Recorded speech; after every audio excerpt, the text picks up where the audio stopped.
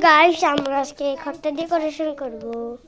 So প্রথমে বেলুনটা ছিল বেলুনটা দেখে বসাই দিতে হবে। বেলুনটা হয়ে গেল। এখন এই যে প্রথম চারটে বেলুন করতে হবে। বেলুনটা হয়ে যা, এটাও হয়ে গেছে। লাস্ট বাকি আছে না বোতল বেলুন গুলা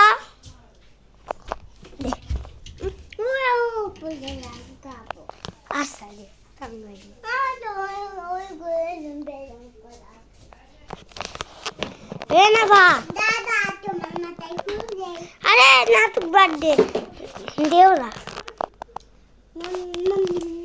এ দে না বা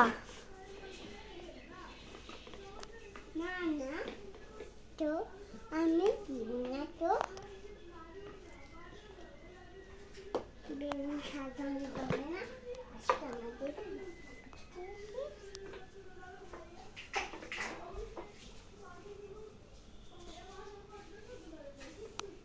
গাইস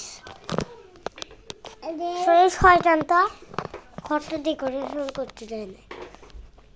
সো আমি কালকে ডেকোরেশন করব।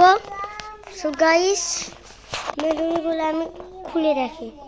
সো গাইস বাই বাই, ভালো থেকো, আল্লাহ হাফেজ।